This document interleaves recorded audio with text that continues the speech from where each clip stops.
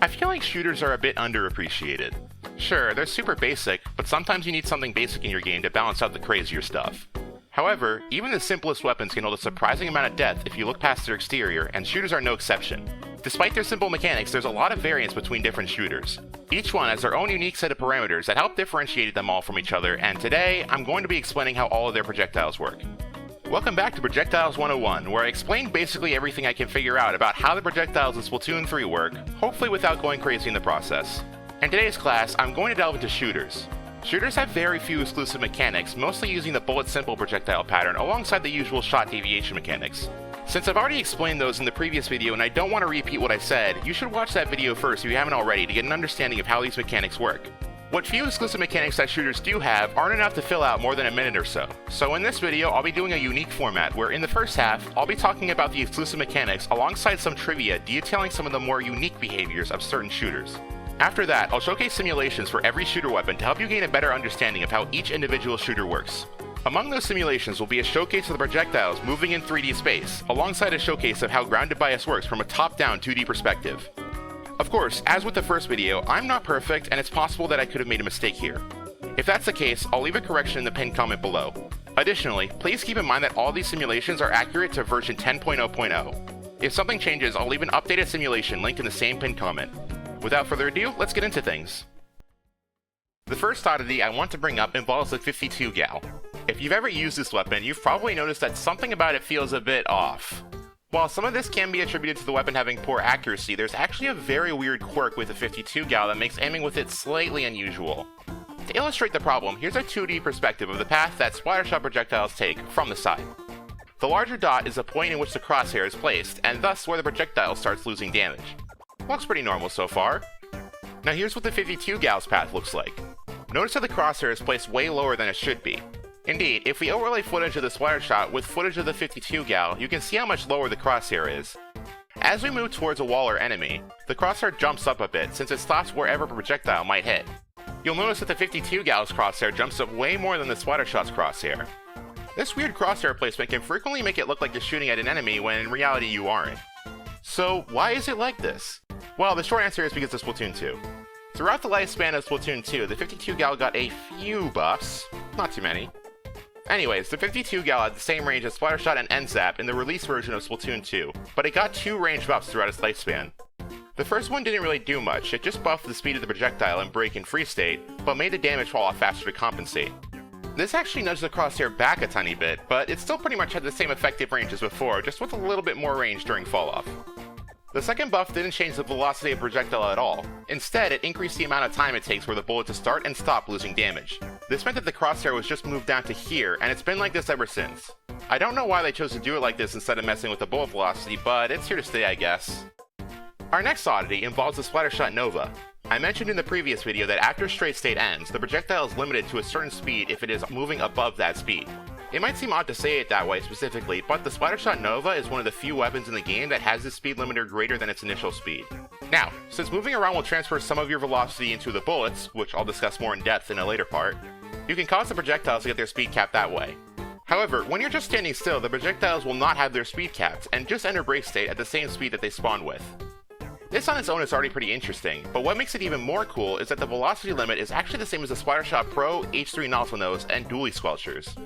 These weapons all have the same effective range that's slightly higher than the Splattershot Nova, so perhaps during development the devs might have wanted the Splattershot Nova to have the same range as these weapons, but decided it was more interesting to give it less range. Just some minor speculation, of course. Speaking of the H3 Nozzlenose, that's where our third oddity comes from.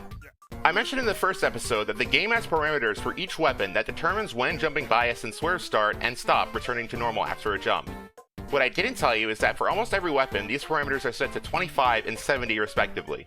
However, not every weapon has these parameters, and the H3 Nozzlenose is one of the lucky few that does it, instead having them set to 20 and 50 respectively. This might seem kind of pointless, since after all, doesn't the H3 Nozzlenose have perfect accuracy and no jumping swerve? Well, firstly, the H3 Nozzlenose doesn't have perfect accuracy, it just has very good accuracy, having a maximum shot deviation of 1 degree. This is different from the Splash-o-matic and Squeezer Tapfire, which have a maximum shot deviation of 0 degrees. And yes, while the H3 Nozzlenose doesn't have any increased jumping swerve, it does still have a jumping bias penalty, so jumping can technically throw off your aim a bit, even if it's very minimal. Now, why is it like this? The short answer is, once again, Splatoon 2. At the start of Splatoon 2's lifespan, the H3 Nozzlenose actually had Jump Swerve, and that Jump Swerve lasted for the normal amount of time. However, not too long into the game's lifespan, it was given a reduction in how long the Jump Swerve lasted, which is where this oddity comes from. This buff became nearly obsolete when the H3 Nozzlenose lost Jump Swerve entirely, but it still remains to this day as a relic of the past, I guess. Now for the mechanics exclusive to shooters.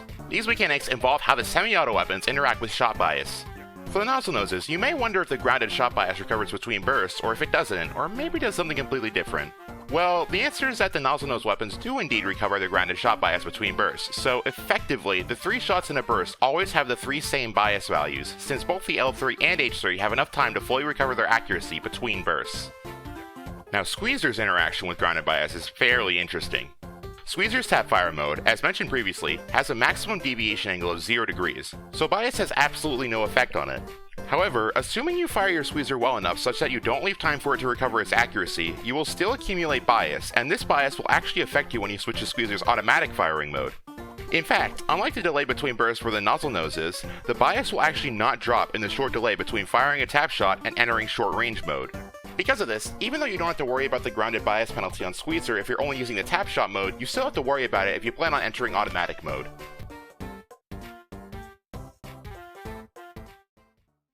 Alright, it's finally time to move on to the simulations accompanied by the parameters for the relevant weapons. Before I show you them, I do need to explain how they work though.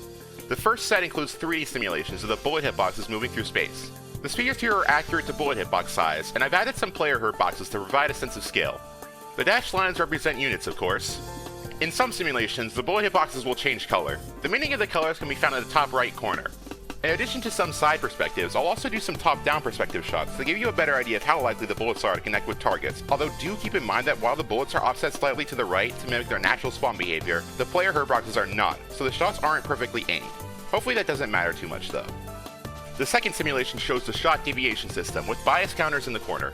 I've already shown this simulation in the previous video, but I'll go over some of its features again. In the corner, you will see numbers for the jumping and standing biases.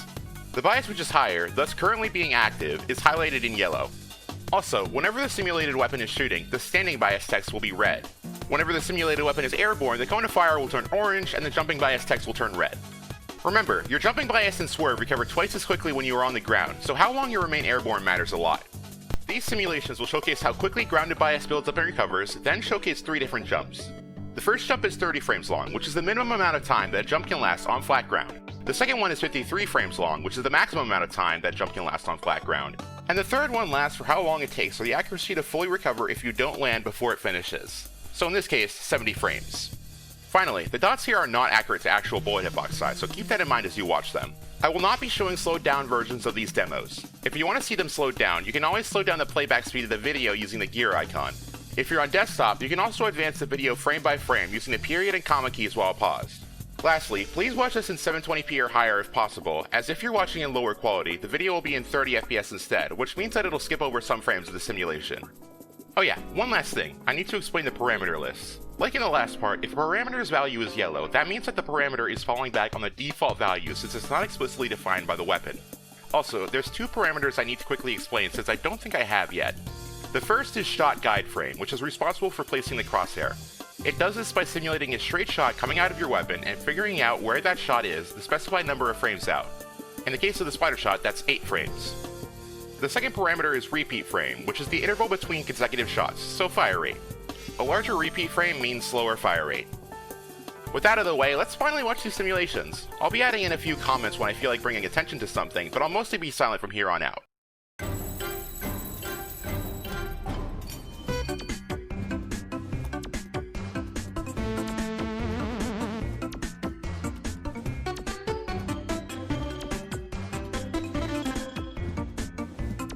The Sploosh-o-matic is the only shooter to have a player projectile hitbox radius that isn't 0.2 units. Instead, it has a player hitbox radius of 0.25 units, while the field hitbox radius remains at 0.2. The 3D simulations show both hitboxes, with the player hitbox being partially transparent.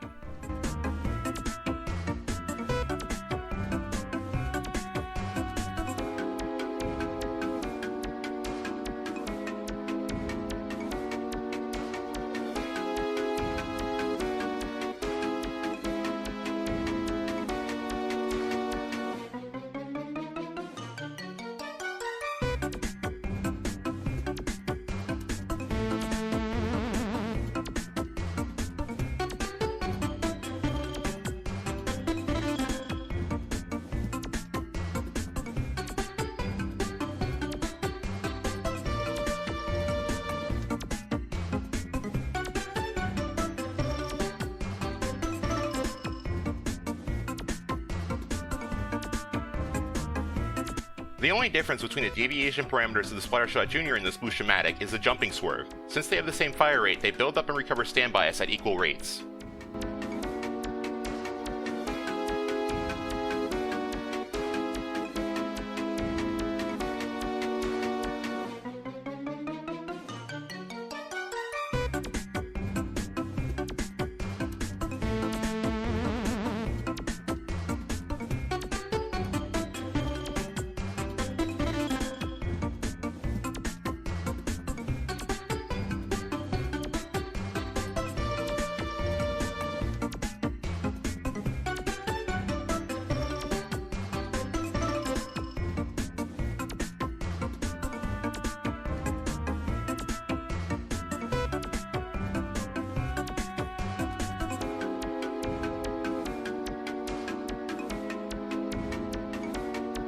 The Aerospray and the Splattershot Jr have identical bullet movement parameters, which kinda makes this weapon feel redundant. The Aerospray also has a maximum standing bias of 0.5, which as you'll recall from the previous video, means that its projectiles have an equal chance of deviating at any angle, and is the highest possible bias value seen in game. It even exceeds its maximum jumping bias value of 0.4.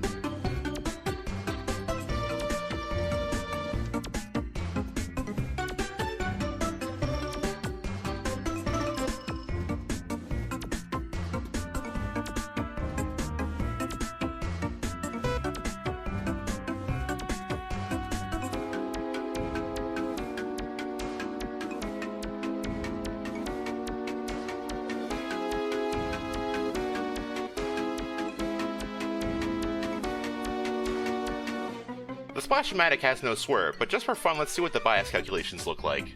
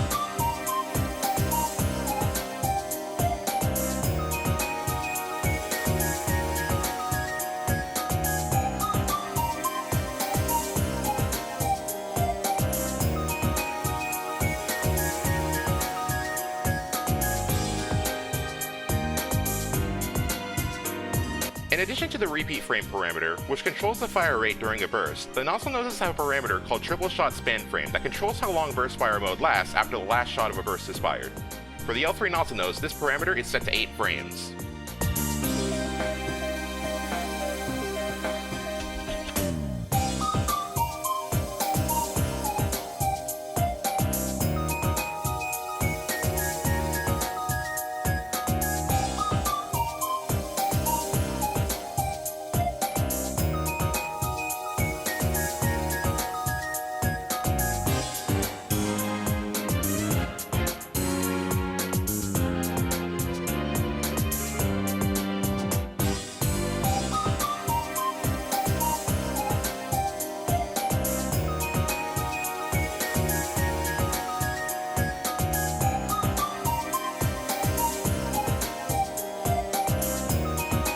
Despite having the same effective range as Splattershot Pro, the H3 Nozzlenose has a slower projectile spawn speed. The projectiles from these two weapons end up in the same spot at the end of straight state and end up getting clamped to the same speed. For the H3 Nozzlenose, triple shot span frame is set to 20.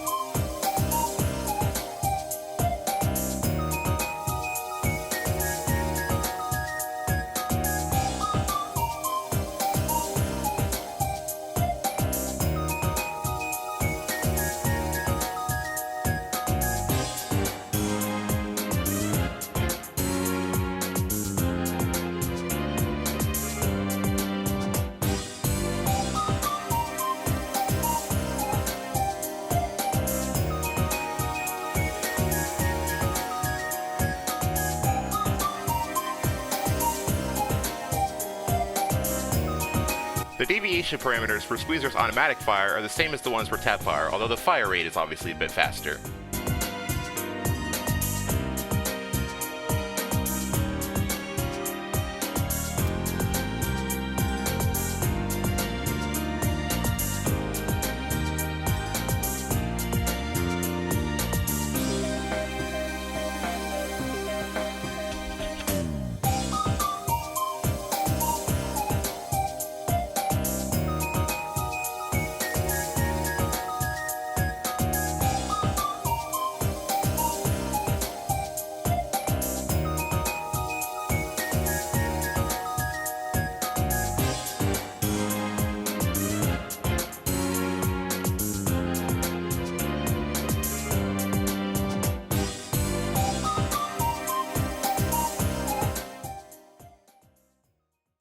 Phew, that was a bit of a doozy.